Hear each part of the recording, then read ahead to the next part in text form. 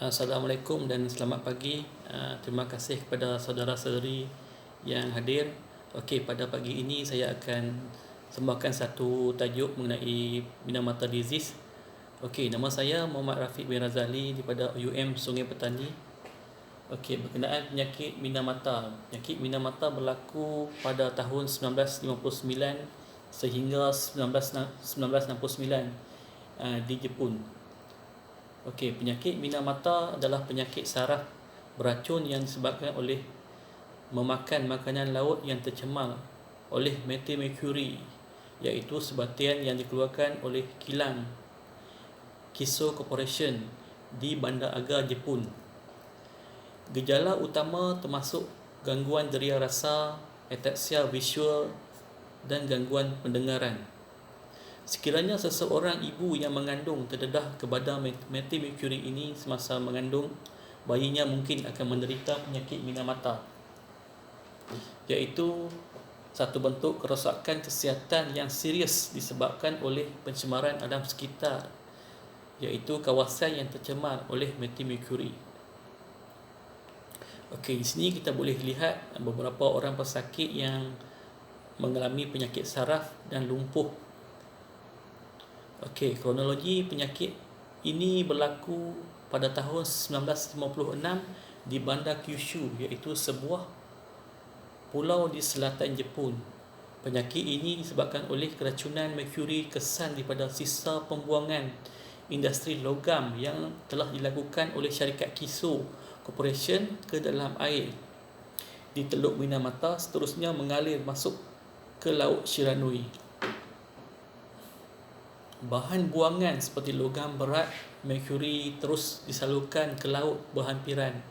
Bahan logam tersebut terus mendak ke dalam badan hidupan akuatik seperti ikan, kerang dan hidupan lain yang menjadi sumber makanan kepada penduduk kawasan ini.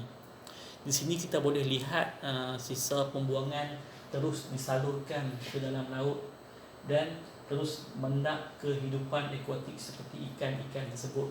Akhirnya ikan-ikan ini dimakan oleh penduduk setempat dan mencemarkan badan seseorang. Akibat memakan ikan dan kerang daripada Teluk Minamata yang tercemar dengan methylmercury ini, ribuan daripada dua buah wilayah di pesisir Minamata, iaitu daerah Kunamoto dan Kagoshima menjadi korban. Seramai 2,265 mangsa terlibat dan seramai 1,784 orang telah maut dan 10,000 orang telah menerima papasan daripada syarikat Kiso Corporation. Pada April 1956, seorang gadis muda yang tinggal di daerah suku Shinora di kota Minamata telah dimasukkan ke Hospital Kiso Minamata Plan Hospital yang mengadu kebas pada anggota badan yang teruk ketidakupayaan untuk bercakap dan tidak berupaya untuk makan. Pada awalnya penyakit misteri ini tidak dikenal pasti, sehinggalah pada Mei pada tahun yang sama pengakuan rasmi daripada pihak berkuasa Jepun yang mengatakan ianya adalah penyakit Minamata. Minamata disease, di antara gejala penyakit ini ialah kejang otot, pertuturan yang tidak jelas, kehilangan fungsi saraf motor, pergerakan badan yang tidak terkawal. Seterusnya, pesakit akan mengalami batuk, sakit tekak, kerengsaan pada mata, sesak nafas, loya, sakit kepala, muntah, cirit-birit dan masalah penglihatan. Untuk jangka masa yang panjang, pesakit akan mengalami kegelisahan, hilang selera makan, sukar tidur, cepat marah, perubahan pada tahap penglihatan, perubahan tahap pendengaran dan keletihan. Sementara itu, kesan kepada alam sekitar, sumber makanan dan hasil laut seperti ikan, kerang dan hidupan lain telah tercemar oleh sisa logam berat ini, iaitu merkuri. Sumber hasil laut di kawasan setempat seperti ikan dan kerang menjadi kurang dengan drastik sekali. Sementara itu, ekonomi masyarakat yang kebanyakan adalah nelayan terjejas kerana kurangnya hasil tangkapan seperti ikan dan kerang ini. Ekonomi mereka terjejas dengan teruk sekali.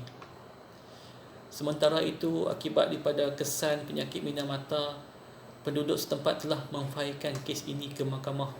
Syarikat Kiso Corporation telah diarahkan membayar pampasan sebanyak 86 juta ringgit dan diarahkan untuk membersihkan kawasan yang telah tercemar teruk. Pampasan dan tuntutan masih berlaku sehingga ke hari ini. Sehingga kini masih belum ada penawar yang khusus untuk merawat mati merkuri ataupun penyakit minda mata ini. Rawatan sistematik yang diberikan lebih berfokus untuk meringankan gejala dan membuang racun merkuri dari tubuh.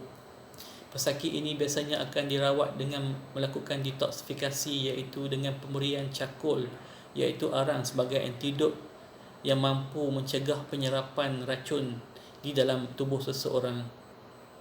Selain itu, menurut Pertubuhan Kesihatan Sedunia WHO telah menjelaskan bahawa bagi mencegah penyakit minda mata dari terus berlaku, iaitu dengan mengelakkan diri daripada memakan ikan pemangsa yang besar, kerana ikan pemangsa yang besar mengandungi meti merkuri yang tinggi di dalam tubuhnya. Ikan-ikan tersebut adalah seperti ikan kerapu, ikan todak dan ikan makarel. Di sini kita boleh lihat bagaimana Persatuan Penduduk telah melakukan perjanjian dengan syarikat corporation untuk tuntutan pampasan, dan demonstrasi oleh orang awam dan tidak berpuas hati dengan sikap syarikat Kiso Corporation telah berlakunya demonstrasi tersebut pada Oktober 1972. Okey, sekiranya ada soalan mengenai minda mata disease ataupun ingin membuat pertanyaan, tuan-tuan boleh bertanya. Ada soalan? Kalau tak ada soalan, saya sudahi presentation pada kali ini dengan ucapan terima kasih. Assalamualaikum warahmatullahi wabarakatuh.